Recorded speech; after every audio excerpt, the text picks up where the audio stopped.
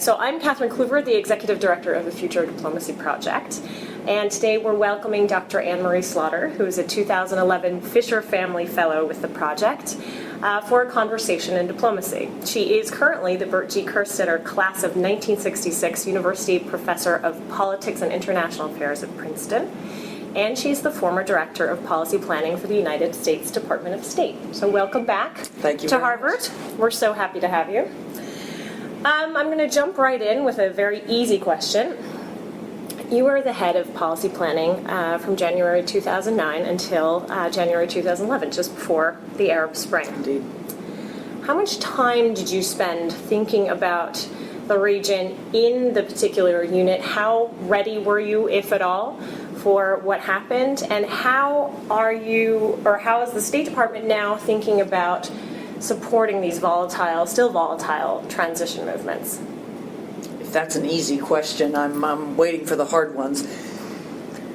My office actually spent a lot of time thinking about these issues, and indeed in 2009, 2010, we had a visiting Franklin Fellow from Middlebury who was an expert on political Islam and who participated in a number of working groups, both at State and in the White House, on how we should be engaging with political Islam across the region and focusing on the demographics of the region. We were well aware that 60% of people across the Middle East and North Africa are under 30.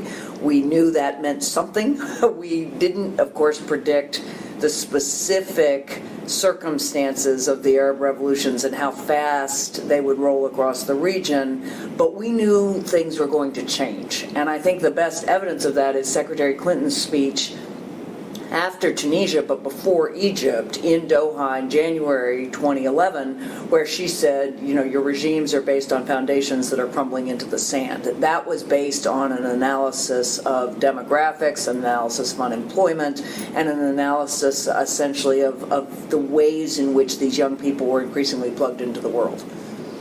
And do you feel that in your response, the way that the State Department coordinated it was fast enough? It could see ahead of itself down the immediate rabbit hole?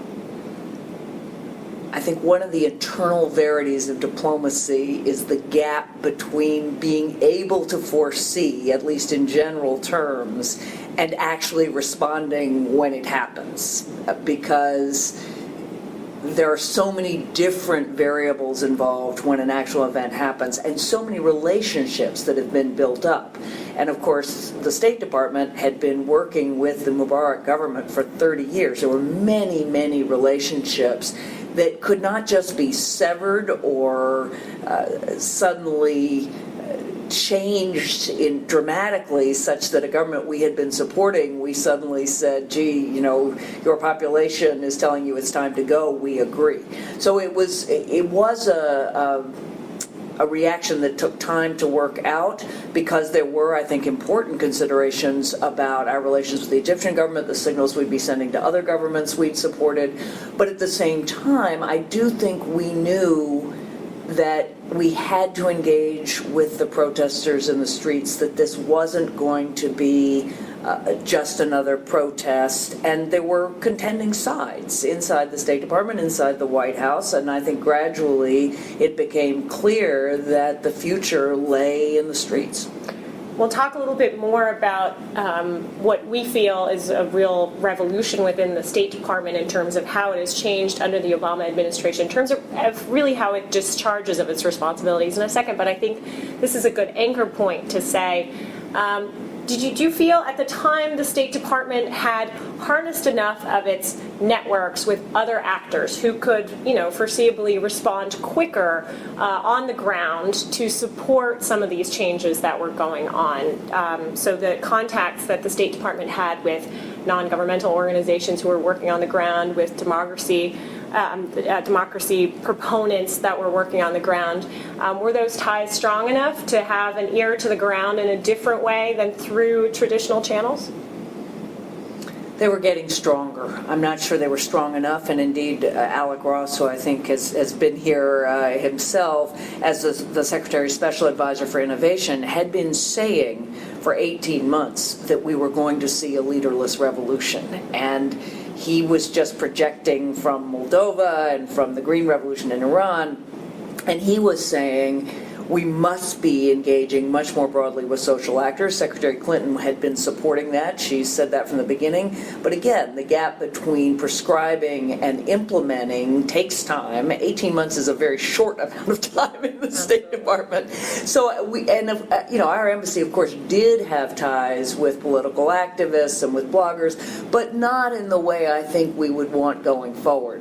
One of the legacies, at least I hope, of the Obama administration of Secretary Clinton and the State Department is really to institutionalize this idea of diplomacy that's not just government to government, but government to society in an equal way. So it's not something you do as an add-on to government relations, but you honestly think about engaging the people in every way that you can, just as much as you think about engaging the government. And we were not there yet. Mm-hmm. Undoubtedly, that's a huge transformation for the State Department in a very, very short time.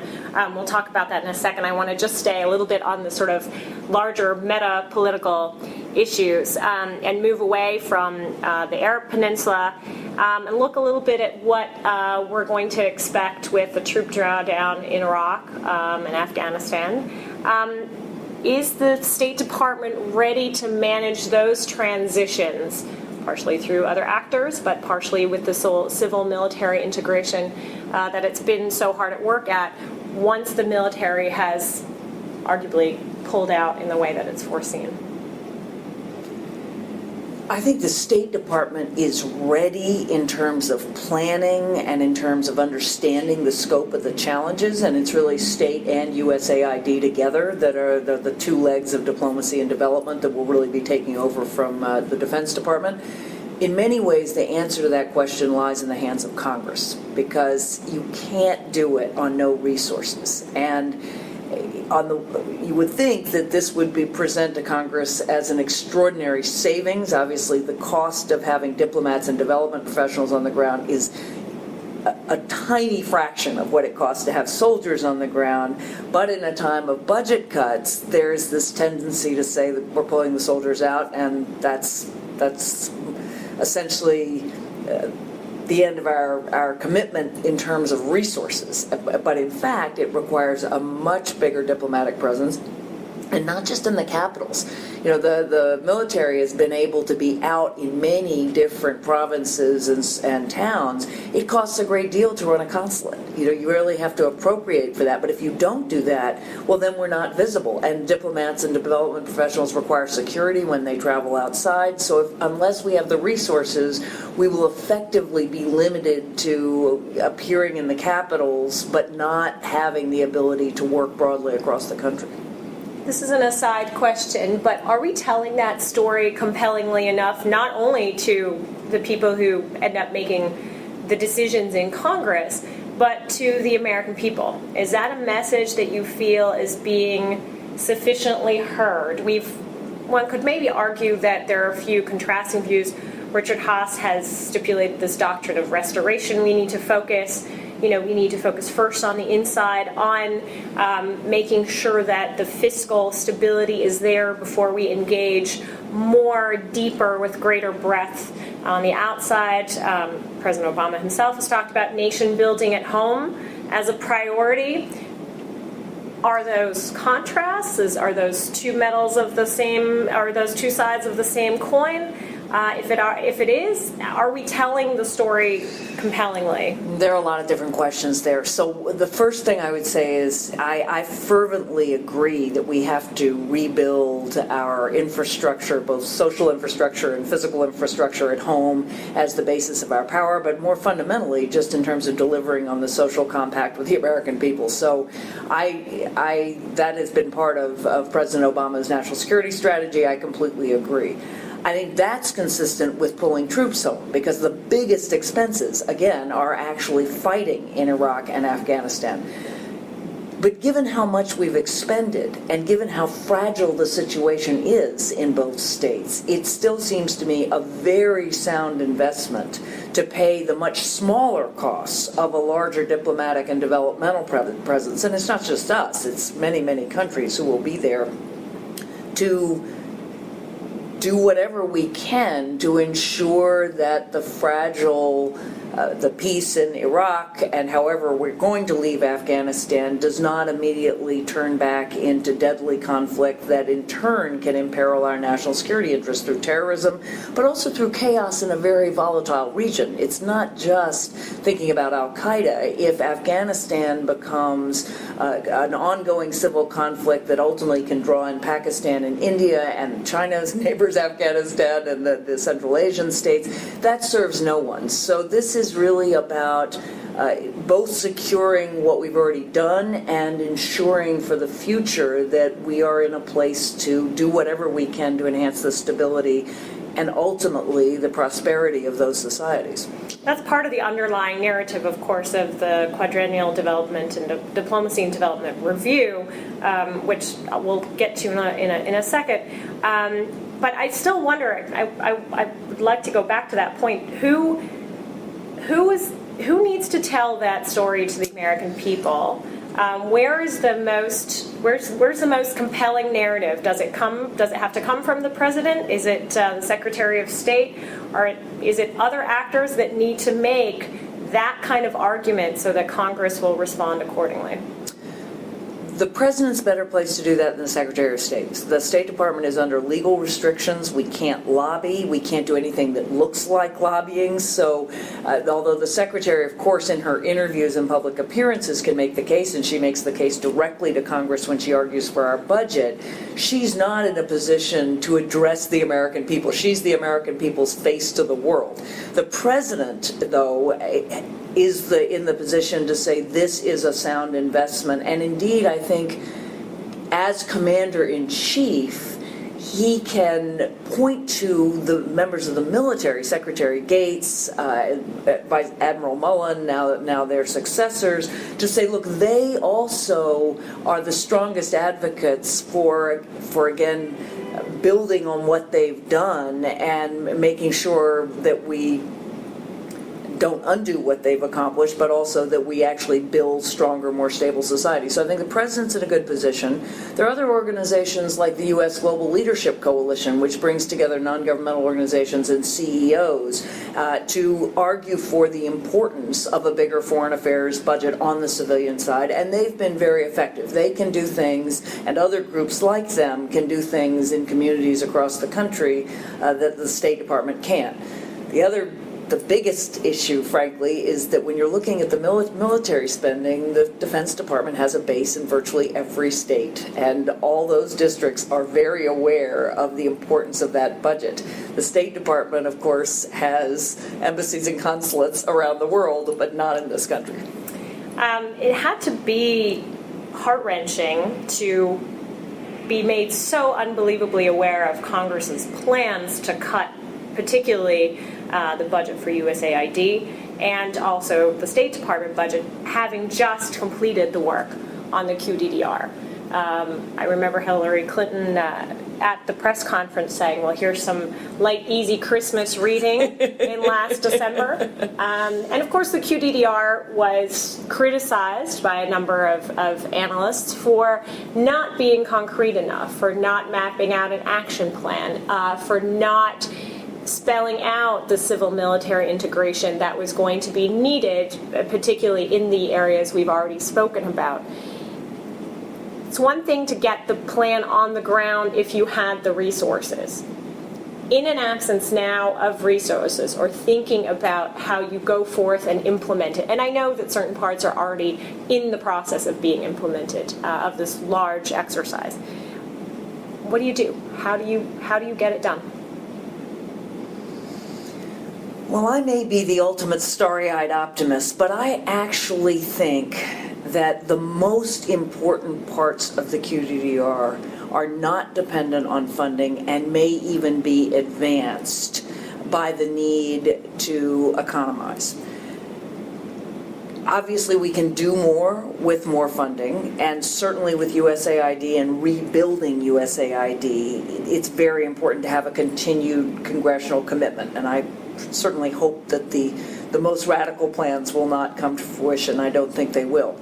But in my view, the most innovative and important part of the QDDR over the long term is actually about mobilizing all of American society, the private sector and the civic sector, together with government. And that's true with both USAID and with the State Department. Public-private partnerships, coalitions more broadly, networked coalitions of actors like the Global Alliances for Vaccines and Inoculations, where you're bringing together health organizations, private pharmaceutical companies, governments of different kinds. Those are the kinds of coalitions that are ultimately going to address global health, global agriculture, the environmental issues. So government is going to change its role, and it's going to take time. But government will be increasingly a platform for fostering those collaborations, for convening and connecting lots of different actors who, out of their own self-interest, this isn't charity and it's even beyond social responsibility, it's out of their own self-interest, will come together to tackle problems that government can't solve alone. So I want to be clear, I'm not saying, great, the budget's being cut, but when I look at the QDDR and I look at where I think American foreign policy has to go and how the United States has to lead and how I think the United States is particularly well suited to lead, I look at some of that and I think if we are shorter on resources, we're going to turn that much more to other actors and find out how we can get different actors to contribute what they can bring to the table. And the Global Partnership Initiative, which Secretary Clinton created, just as one example, she's made partnerships with over 70 different corporations and NGOs on women's empowerment alone. You start multiplying that across the board, you start building much more local participation in the countries where we work, and you mobilize all of American society. I think that's a more durable model for a coming century in which we're not going to have the vast sums under any circumstances that we say had after World War II with the Marshall Plan and that way of doing business. That's a very wide, very colorful explanation, summary of this whole idea of 21st century statecraft, which we here are at the Future of Diplomacy Project, of course, are very interested in. It brings to mind a couple of questions there that we wonder about, particularly here, and that we try to examine as part of our work here. It's the accountability piece. If suddenly, and it's a sea change again for the State Department, as you so wonderfully described, if government essentially becomes a platform for many, many different actors, accountability is a question. The government is accountable to its voters, very clearly.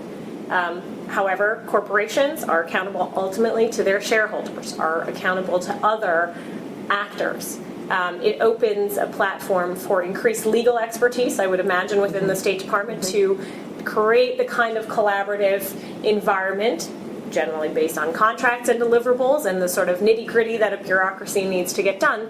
But it creates a different kind of set of structures within, a State Department or within a classic bureaucracy that has a number of different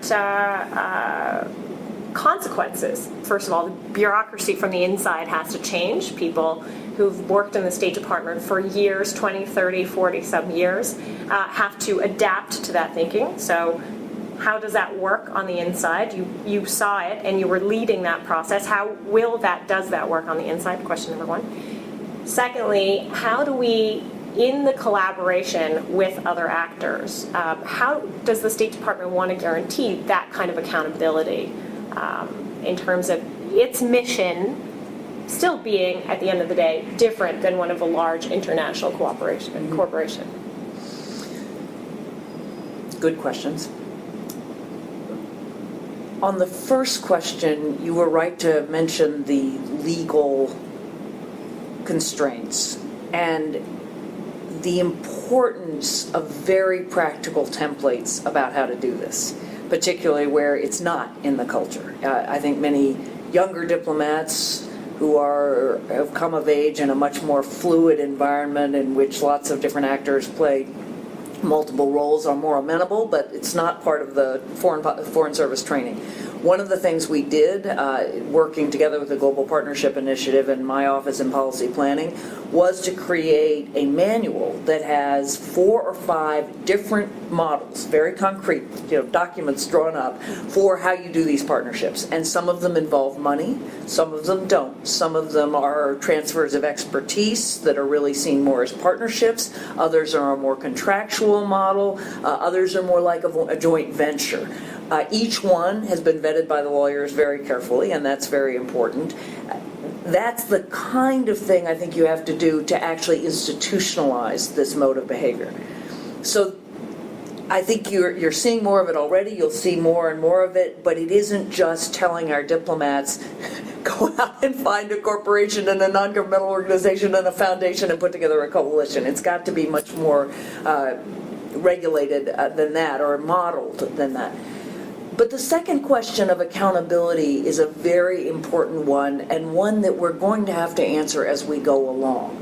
I'm confident that the models we have are consistent with existing law. I'm confident that government in those arrangements is representing the taxpayer and making sure that taxpayer money is not only being well spent, but is actually being leveraged to bring in expertise and dollars and resources of other kinds from other actors.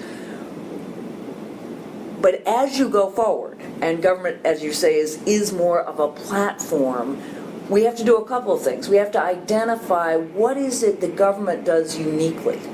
And part of that, I think, is to legitimate the entire arrangement. And that puts a sort of due diligence burden on government, so that you have to make sure your partners are reputable. And that will involve more legal questions and, frankly, more legal work. Then the issue of, well, when one member of a coalition, a networked coalition, as I talk about it, or networks of collaboration, one of those actors turns bad. Quite likely to happen, happens all the time. Who's liable? Who's responsible? What was the role of government? There are many people who worry that the first time that happens, it will undo this entire mode of going forward. I don't think so, but I also think I can't predict or prevent or even prepare for that beyond knowing that it's likely to happen and thinking about, who you'd have to deploy and what the lawyers have to do and what others have to do. But I think those are going to be very important questions for coming decades. It's going to be important also for corporations whose shareholders will say, was this really in our interest? It's one thing to do it as corporate social responsibility, but if you're really doing this out of corporate operating funds, how is it that helping to eradicate HIV/AIDS or malaria or working on community agriculture is really advancing the corporation's interests? And that's something corporations will have to answer. And then for non-governmental organizations, there's always the question of how close they want to be to government or to the private sector. So, in many ways, they define themselves against both. They don't want to be government, particularly if they disagree with a particular foreign policy, and they certainly don't want to be for-profit.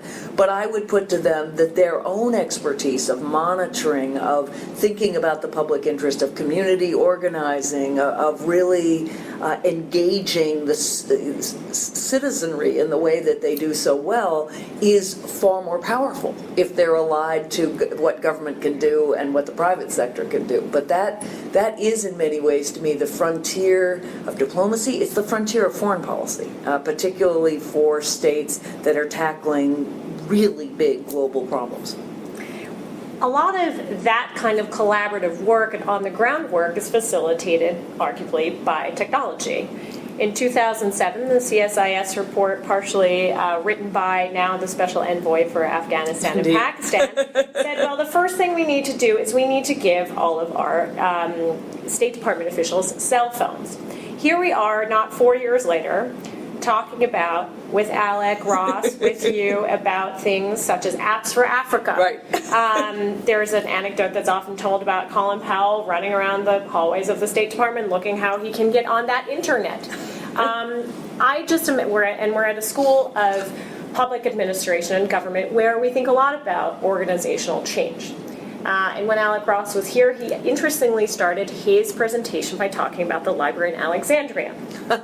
And I asked him, to a classroom full of 25-year-olds, students eager to take on the world, why start there?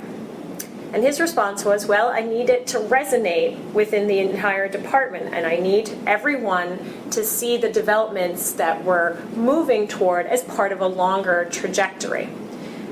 2 questions there. Do you feel that taking hold in the department? You came in from the outside. Alec Ross arguably came in from the outside. You're in leadership positions together with the Secretary of State, who has very innovative ideas, bringing along an older organization, forcing that kind of internal change. So what have been the ramifications of that kind of momentous change over 4 years internally? And then if you would talk about a little bit about the comparative and competitive advantage that having major technological innovators in the American backyard has versus the rest of the world. Is this technology that we share with allies? And if so, how? Or is it something that it's worth holding on to just for ourselves, just for now? On your first question, in terms of how do you move an organization like the State Department to adopt technologies that are changing so fast that even young people have a hard time keeping up with them. I mean, things like Skype, Facebook, and Twitter are really phenomena of the last 5 years, not even of the last decade. So even the people who are writing, like Tom Friedman was writing at the beginning of the decade about a flat world, was thinking about Google, but he wasn't thinking about Facebook or Twitter or Skype. So the acceleration of change and the newness of this world, which I now inhabit often just by spending a lot of time on Twitter, is hard for anyone. Some of it is definitely generational. When I gave many lectures at the Foreign Service Institute, and I would talk about the Secretary's ideas and 21st century statecraft and how the state needed to operate, and I would find a pretty clear generational line. But the people generally, 45 and under, depends, the age line is hard to draw, but we're at least receptive. And many of them also through their own children, even if they didn't use these technologies, they saw how their children's world was transformed. Whereas more senior members of the Foreign Service tend to see a lot of this as interference in domestic affairs, which I fully understand from a traditional view of states, but the fact is, people are interconnected across borders, whether their governments want it or not, except with obviously notable exceptions. But even in China, their people are deeply interconnected. So some of it's generational.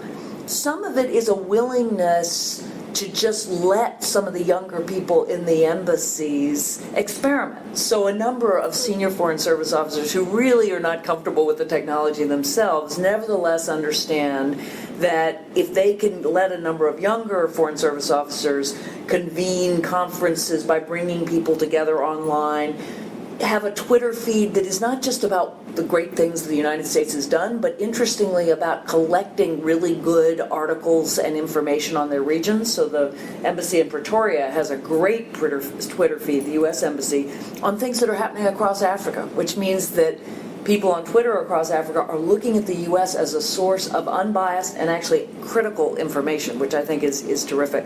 So some of it, I think, really is generational. Some of it's willing to be more experimental. Some of it is encouraging a greater culture of risk-taking, which Alec Ross has talked about and the Secretary has talked about. But frankly, what has to happen is that people have to take risks and then not get punished for them.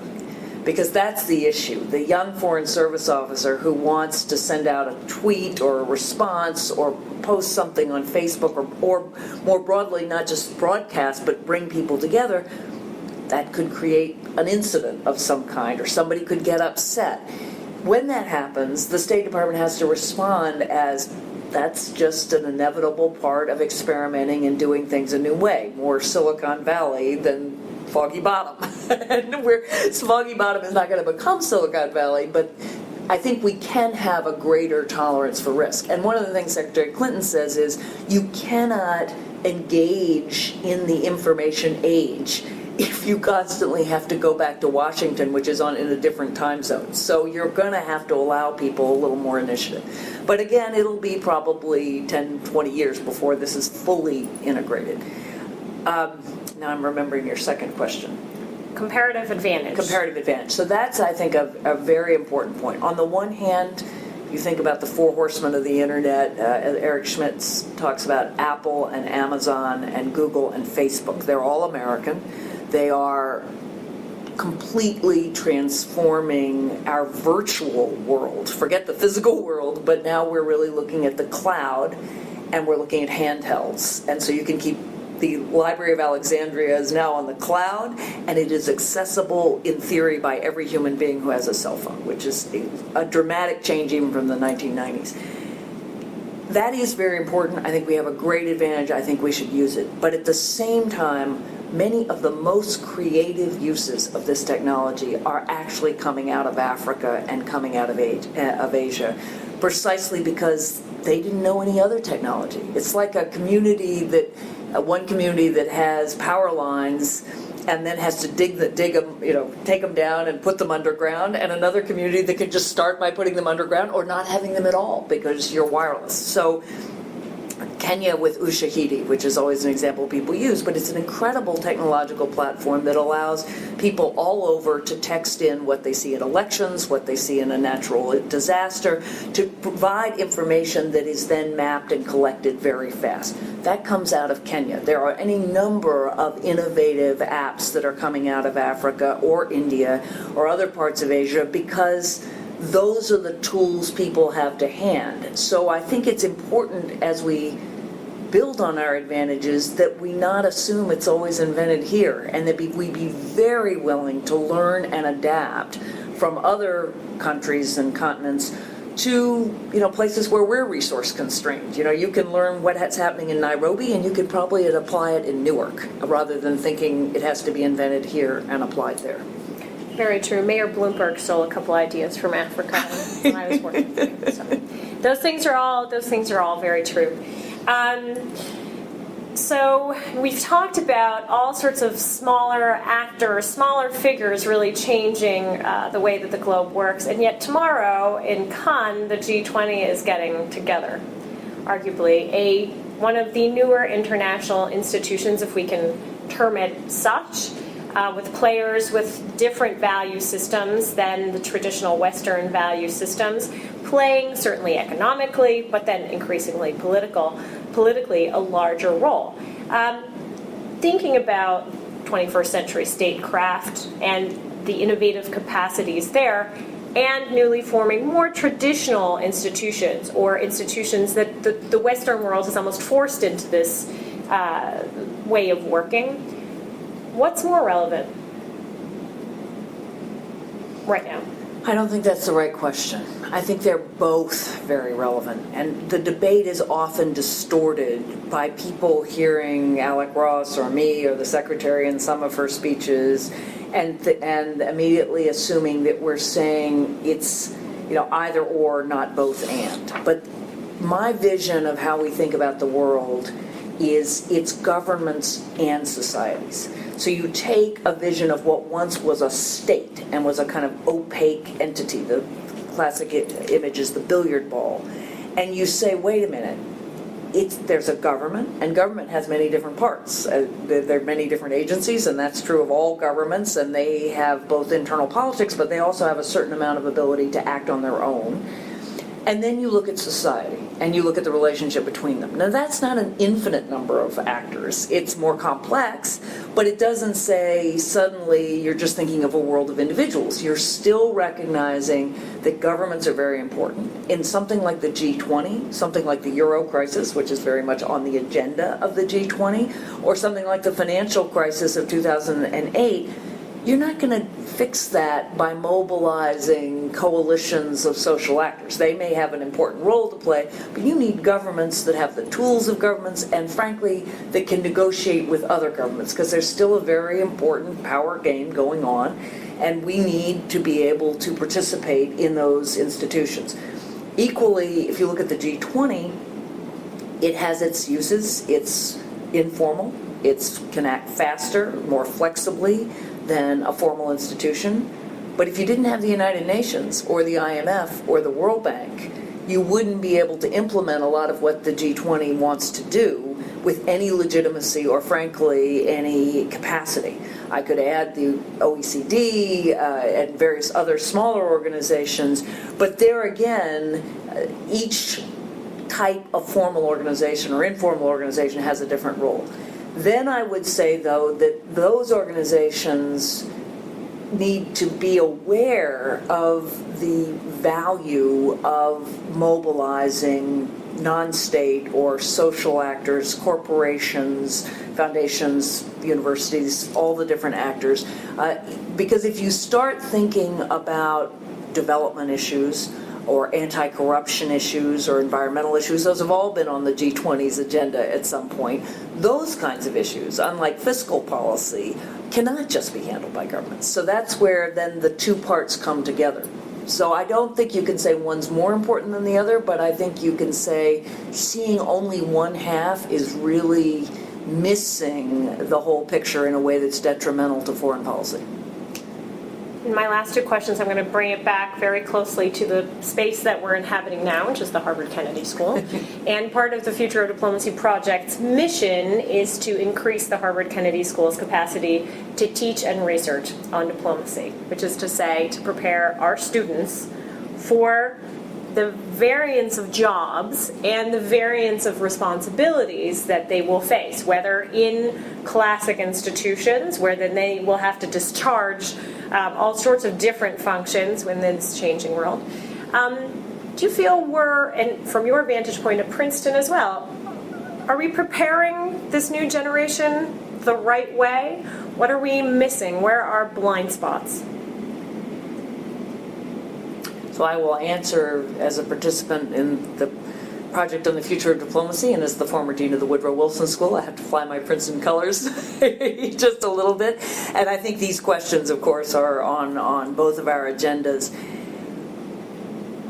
We're doing a good job, but I don't think we focus enough on the need for our students to be boundary crossers and to gain experience and apply insights from all three sectors. Traditionally, schools of public and international affairs or schools of government have focused on traditionally government, and then more and more in the last 20 years in the civic sector. And those are both different ways of pursuing the public interest. I think they also have to focus on the private sector, again, for the same reason that these coalitions require all sectors. And because if you come in and you think the private sector is greedy and profit-oriented and sort of the other, you will not develop the contacts, the knowledge, the cultural experience that you need to put together these coalitions. And government, NGOs, corporations have very different cultures. And it's very important, just as it's important to know how to cross boundaries between the United States and any foreign country, it's important to understand how to cross those boundaries. So I think that the students who will be the most effective going forward are the ones who've spent time in all three sectors, who have contacts, who have knowledge, and have a kind of cultural competence. And there we could do more, because I think there's been, business schools do the private sector and schools of public and international affairs do the government and civic sectors. The other thing I would say is we're actually preparing our students for a lot of professions for which we don't yet have names, which is hard if you're a professor and you want to teach people and you say, well, I'm not quite sure what I'm preparing you for, but we do know what we're preparing people for. We just don't have traditional professional names for them. So let me give you an example. We've always taught journalists. Many journalists have degrees in public affairs. I would argue that a journalist today is a finder of facts, a mapper of information, perhaps a crowdsourcer, which is one major way, of course, to get information.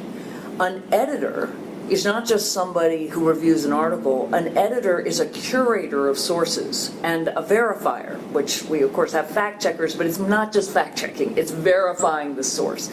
I would say that when we think about diplomats, we're thinking about connectors and conveners in various ways. And those functions of connecting and convening can apply in many different sectors.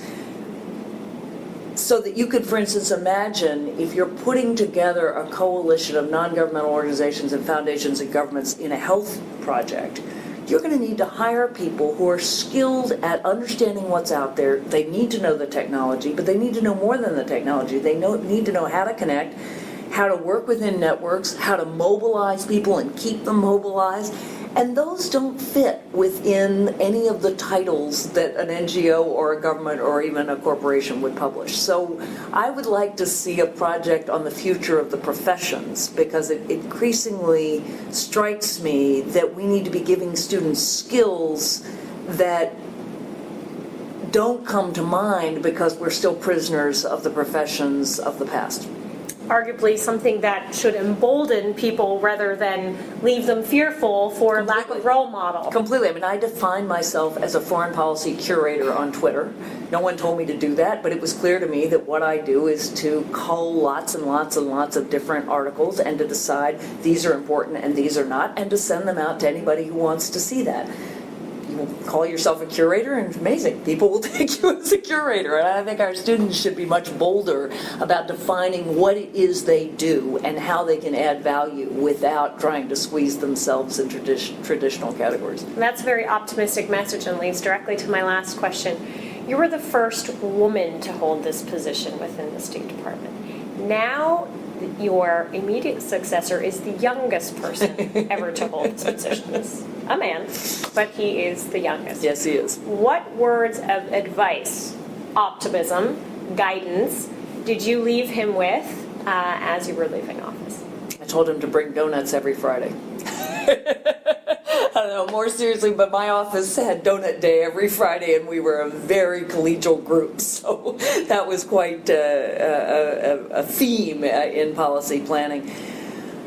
I gave him advice that's very consistent with my view of a more horizontal world, which was let your different members of the staff have a certain amount of autonomy in deciding what projects they want to work on and what they bring to you, particularly in an environment that is really designed to find the best ideas and develop them, and some fail and some don't. You can't do it top down. Of course, the secretary wants a memo on something. Absolutely, she gets a memo on whatever she wants. But I think the most important work that I did in policy planning, and I did a lot of it with Alec Ross, was giving very talented people some general guidance on the kinds of projects we were interested in and letting them come up with specific ideas, or simply letting them come to me with ideas they'd developed, and then again sifting through them, but really giving them their heads. So my advice to him was, you're going to manage this group, but manage it in such a way that there's a lot of autonomy and participation more among equals rather than a traditional State Department hierarchy. And listening, which is always a fantastic skill, something we try to impart here, but useful in any international situation and in a large bureaucracy. Thank you for your time. We You're really welcome. appreciate it. You're welcome. Thank you. It's great fun.